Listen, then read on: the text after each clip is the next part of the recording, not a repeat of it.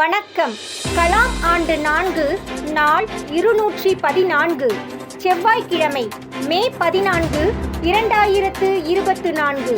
இன்றைய நம்பிக்கை செய்திகள். இன்றைய கண்கண்ட தியாகிகள் பாரம்பரிய விவசாயிகளே.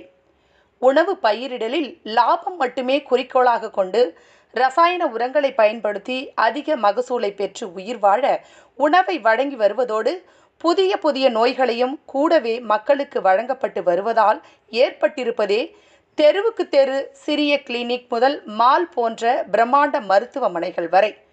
ஹோட்டலில் சாப்பிட்டு விட்டு அடுத்ததாக மருத்துவமனைக்கு செல்வது என்பது வாழ்க்கையின் அங்கமாகிவிட்ட இந்த காலத்தில் நம் சமூக மக்களின் ஆரோக்கியத்திற்காக விஷம் தோய்ந்த உயிரற்ற மண்ணை பல தானியங்களுடன் உழுது இயற்கை உரமிட்டு மண்புழுக்கள் மூலம் உயிர்ப்பிக்க செய்து தானியங்களையும் காய்கறி கீரை வகைகளையும் பயிர் செய்து மக்களுக்கு அமுதமாக வழங்கி வருகிறார்கள் நம் வணக்கத்துக்குரிய அந்த இயற்கை விவசாயிகள்.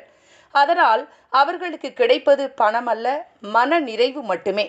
ஆம், எனது சமூக மக்களுக்கு ஆரோக்கிய உணவை தந்துவிட்டேன் என்ற மன நிறைவு. அவர்கள் அதற்காக வெறும் உழைப்பை மட்டும் கொடுக்கவில்லை, உள்ளத்தையும் சேர்த்தே கொடுத்துள்ளார்கள். அதற்காக அவர்கள் தமது வாழ்க்கை முறையை மாற்றிக்கொண்டு வாழ்ந்து வருகிறார்கள் என்பது நம்மில் எத்தனை பேருக்கு தெரியும்? ஆகவே அவர்கள் இக்காலத்தில் சமூகத்திற்காக வாழும் கண்கண்ட தியாகிகளாகவும் இது ஒன்றே இப்பிறவியின் வாழ்க்கை என்று வாழும் சித்தர்களான இவர்களுக்கு நன்றி கூறவும், நாட்டில் மக்கள் பாரம்பரிய உணவின் மகத்துவத்தை உணர செய்யவும் ஜூன் 22 திருத்துறைப்பூண்டியில் நடைபெறும் நெல் திருவிழாவின் தொடக்க நிகழ்வாக நல்லூர் வட்டம் பாரம்பரிய விவசாயத்துறை காலை சரியாக 8:30 மணிக்கு பாரம்பரிய உணவு விழிப்புணர்வு அடைந்தோர் பாரம்பரிய விவசாயிகளுக்கு நன்றி கூறி உறுதிமொழி ஏற்கவிருக்கும் அற்புத நிகழ்ச்சிக்கு ஏற்பாடு செய்து வருகிறது. இது எதிர்காலத்தில் தமிழகமே பாரம்பரிய விவசாய பூமியாகவும் மக்கள் பாரம்பரிய உணவை மட்டுமே உண்ணும் அறிவார்ந்த மக்களாகவும் ஆக போவதற்கான தொடக்க விழாவாக இதை வெற்றிகரமாக்குவோம். இந்த மகத்தான பணிக்காக தொடர்ந்து பங்களிக்கவும், அன்று இயற்கை விவசாயிகளுக்கு நன்றி கூறி உறுதி ஏற்கவும் தயாராய் இருப்பவர்கள் கீழ்கண்ட இணையவழி படிவத்தை உடனே பூர்த்தி செய்ய வேண்டுகிறோம் என்று பாரம்பரிய விவசாயத்துறை மாநில பொறுப்பாளர் சண்முகசுந்தரம் தெரிவித்தார். மேலும் விவரங்களுக்கு சண்முகசுந்தரம் 99 40 64 78 37, குட்டியப்பன் தஞ்சை மண்டல பொறுப்பாளர் எண் 97 91 06 48 46. குறிப்பு: நன்றி கூறி உறுதி ஏற்பிற்கான வாசகம் 8 வரிகளுக்குள் இருக்குமாறு உங்களிடமிருந்து வரவேற்கப்படுகிறது. தேர்ந்தெடுக்கப்படும் வாசகத்திற்கு விழா அன்று பாராட்டு காத்திருப்பது கூடுதல் தகவல். நம்பிக்கை செய்திகளுக்காக புதுச்சேரியிலிருந்து ஜூலிதாஸ். நல்லூர் வட்டத்தின் ஒருங்கிணைப்பால் ஏற்பட்டு வரும் எண்ணற்ற பலன்களில் ஒன்று இதோ.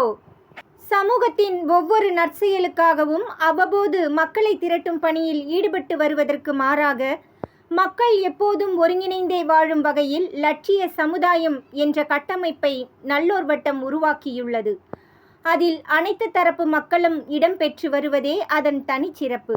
அப்படி இணைந்திருப்பதாலேயே நாகை மாவட்டம் பிரதாபராமபுரம் மக்களின் அத்தியாவசிய தேவை மிக எளிதாக நிறைவேறவிருப்பதாக ஊராட்சி மன்ற தலைவர் சிவராசு தெரிவிக்கிறார்.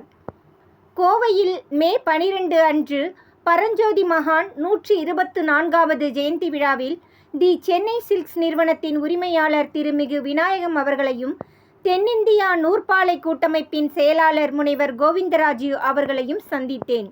அப்போது பிரதாபராமபுரம் கிராம ஊராட்சியில் ஆயத்த ஆடை தொழிற்கூடம் தொடங்கினால் 1000 பேருக்கு, குறிப்பாக பெண்களுக்கு வேலை வாய்ப்பாக அமையும் என்ற வேண்டுகோளை முன்வைத்தேன். நல்லூர் வட்டத்தின் லட்சிய சமுதாயம் ஒருங்கிணைப்பின் நல்ல புரிதலினால் உடனே அதற்கான ஆயத்த பணிகளில் இறங்க ஒப்புதல் அளித்தார்.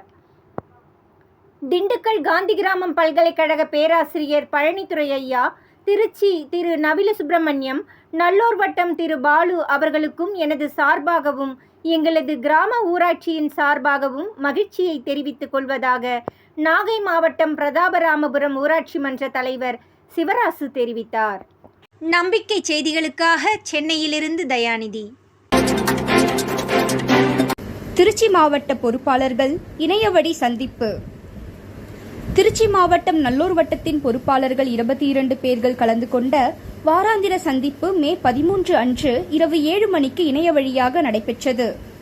அதில் தஞ்சை மண்டல பொறுப்பாளர் திரு குட்டியப்பன், திரு புஷ்பராஜ் ஆகியோர் கலந்து கொண்டு ஏழை எளிய மாணவர்களும் மத்திய மாநில அரசுகள் நடத்தும் போட்டித் தேர்வுகளில் கலந்து கொண்டு வெற்றி பெறுவதற்கான வழிமுறைகளை கூறியதாகவும், யுபிஎஸ்சியில் 21 விதமான வேலைகளும், எஸ்எஸ்சியில் எம்டிஎஸ், வருமான வரித்துறை போன்ற பல்வேறு துறைகளில் அதிகாரிகள் நிலையிலான வேலைவாய்ப்புகள் இருப்பதாகவும், பொதுத்துறை நிறுவனங்களில் சுமாராக 541 நிறுவனங்கள் இருப்பதாகவும், எடுத்துக்காட்டாக பெல், என்எல்சி, HVF, ONCC இதுபோன்ற துறைகளிலும் பணி வாய்ப்புகள் பெறலாம் என்றும் விரிவாக விளக்கி கூறியதாக மாவட்ட பொறுப்பாளர் திரு சங்கீத்குமார் தெரிவித்தார்.